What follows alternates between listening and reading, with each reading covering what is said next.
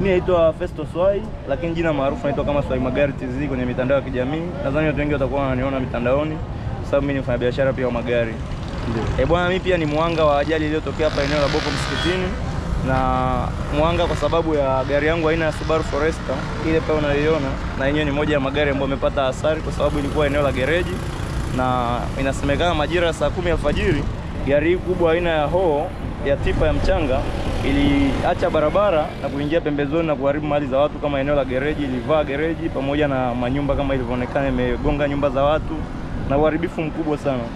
Kwa hadi sasa hivi nilivyo hapa niko eneo la tukio, tunasubiri kupata mwongozo unaoendelea kuhusiana na sheria zitasimama au ni bima au ni nini, kwa sababu hadi sasa hivi mwenye magari haya hajafika, mwenye aina ya magari ya Howo, lakini magari mengine yapo, meneja wake kafika, lakini pia bado hajatosheleza na maelezo ya meneja. Tuamsubiri bosi mwenyewe au ufafanuzi zaidi kuhusiana na jeshi la polisi kwa sababu pia liko eneo hili.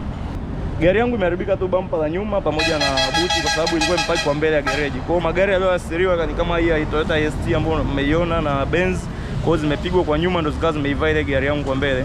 Kwa hiyo gari zilizoharibika ni hizo ambazo zilikuwa nyuma kama hii ya ST na hiyo Benz ambayo imeonekana kwenye picha pamoja na gari iliyopata ajali zaidi.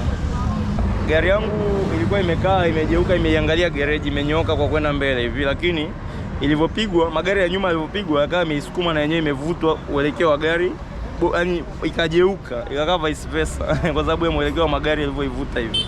Yeah. Mpango wa malipo tumejaribu pia kufuatilia. Mimi nimejaribu kuangalia kwenye mitandao, nimeona gari ile ina bima kubwa na imekatiwa kwenye Alliance, bima ya wamekata Alliance bima ile. Naona ina bima kubwa ya milioni 5,300,000 na ngapi hiyo. Na bosi mwenyewe amesema kesi iende polisi. Mwenye magari, mmiliki wa magari amepigiwa simu, hajaweza kufika hapa, lakini amepigiwa simu akasema kesi iende polisi. Kwa hiyo tunachokisubiri ni utaratibu wa polisi pamoja na wajumbe wa serikali za mtaa wameshaitwa eneo hili. Tunasubiri kutoa ufafanuzi zaidi. Kama kesi itaenda polisi tutaendelea kuwajulisha zaidi.